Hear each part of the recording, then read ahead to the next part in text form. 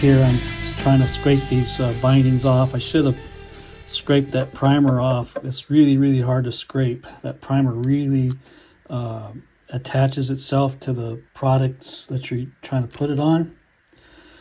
So I tried, first of all, I tried using a razor blade. It'll work, but it's really time consuming. This here is a lost cause because it's got too much spring in it. And it'll bounce around on you when you're trying to make a straight line. I tried this. This was working pretty good, but the trouble is it wants to slide on me. So I remembered I had a box cutter, and this box cutter opens up that far, which is the same distance as my binding. So I just put that up there like that, put that up right against that edge, and start scraping away. It does still take some time because that, like I said, that black primer is really tough. The green comes right off, but when you get down to the black primer, it doesn't want to come off, and so you have to work at it. But anyway, there it is thus far. That's as far as I've gotten so far this morning on it. Long ways to go. I got to do the back side the same way, and clean up some other binding on it. And then I'm still thinking about doing a burst on here. I just think it would tone this down a little bit. It's just a little bit too much for me. Yeah, and I know it'll probably change after I get the hardware and stuff on it too. Once I get the tail piece on it, let's do that. Let's lift that on there. Yeah, see how that'll makes it look like that eagle's floating right on that guitar. Anyway,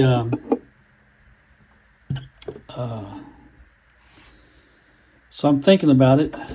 I was looking at maybe a dark green burst, maybe, but then I can't find the kind of green I want on it. So I just may go ahead and do the black. Do a black edge on it. I have some.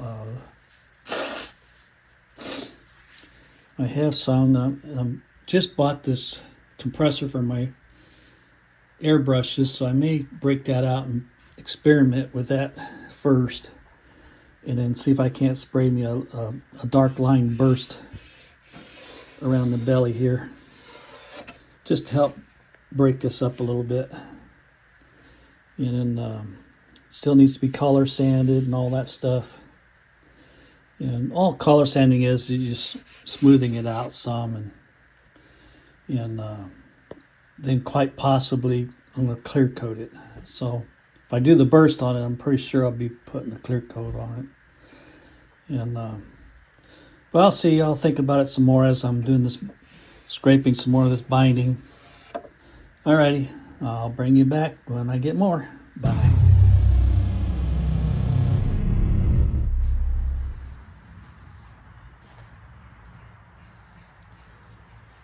Yep. Good morning again out there in YouTube land. Well, I'm going to get ready to do some sanding on this.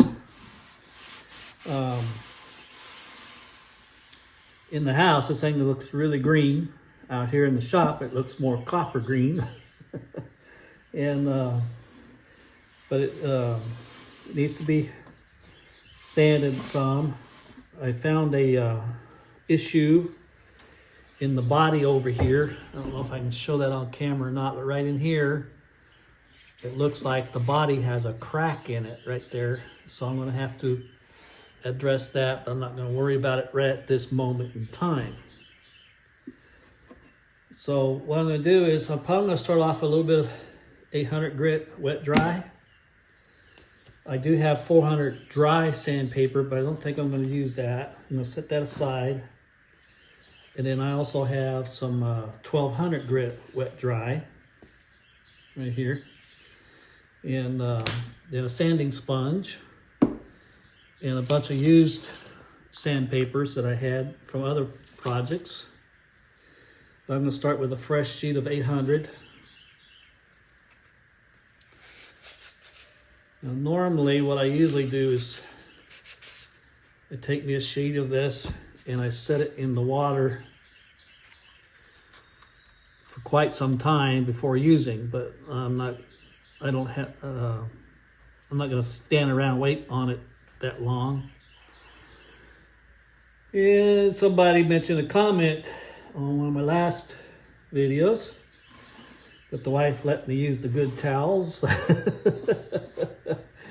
And what it is, every once a year she buys brand new towels for the bathrooms and washcloths, and so when she does, she gives me the old stuff, and that's how I keep myself in rags and stuff out here in the shop. And I like using them. They're nice and cushy and everything else. So anyway, take one sanding sponge, take your wet sandpaper, and what I like to do is put a couple of drops of dish soap in the water, and all that does is it just helps keep the paper from plugging up so bad when you start your sanding. And so I'm just going to pick an area here, and I'm not going to get real aggressive with this. I'm just sanding a little bit at a time here, and hopefully I don't have any sand through problems.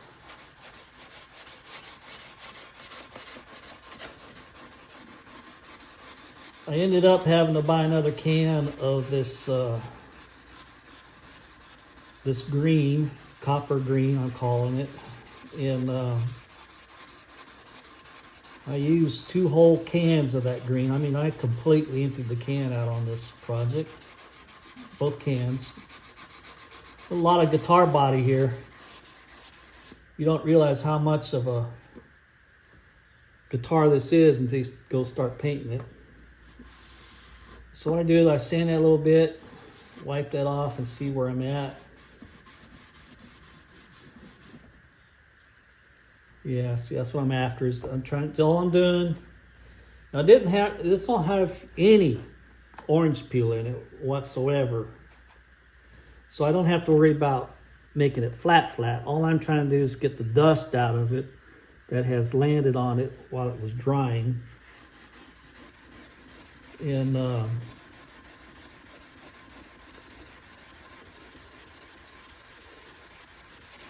right, I need y'all out there to help me make a decision. I'm gonna go ahead and sand this back some. I need your help. My wife and I, we've been talking over what I want to do with this. I'm not completely 100% sold on this color, but I'm not going to repaint it neither. So here is my solution. I'm thinking about doing a black burst around it. This kind of a body with the arch top on it lends itself to doing some kind of a burst on it. So I thought about just using black, doing a black burst on it. And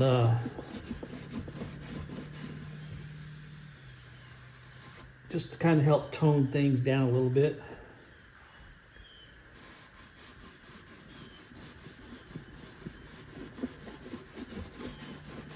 So that's what I do. I sand a little bit, and that kind of shows you where you're at. Now, the thing about it is, the veneer they put on here, really, the wood grains really beginning to show through, which is all right with me. I don't care. I didn't want it perfectly flat, but anyway. So if you would put it down in the comments if you would put a black burst around it or not. I was going to put a dark green burst around it, but I can't find a color green that I would want to do it with. And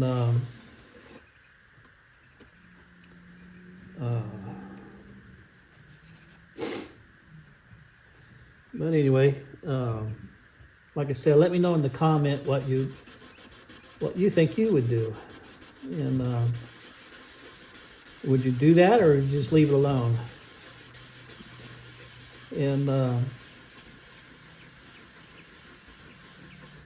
thought I'd wait till I get this color sanding done. I got a rough spot right here I'm working on, and see where it's at after I get done doing this color sanding.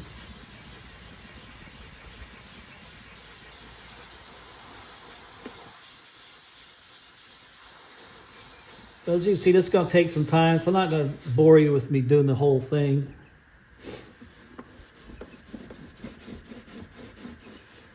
But anyway, hope some of that's coming out on the camera. Now keep in mind, once I put the hardware and stuff on here, like the pickups in, put the tailpiece on, put the controllers in, put the switch in, it's going to change it a lot too. I kind of pre-did that. I got a picture of that. I may post it on this video to show you what it sort of looks like, or going to look like. And but I really didn't. I was hoping this was going to come out a real dark green, and it didn't do that. But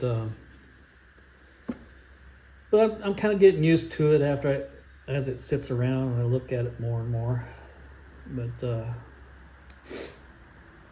anyway, that's where I'm at right at the moment. I'll bring you back in when I get more. Alrighty, I'll talk to y'all later.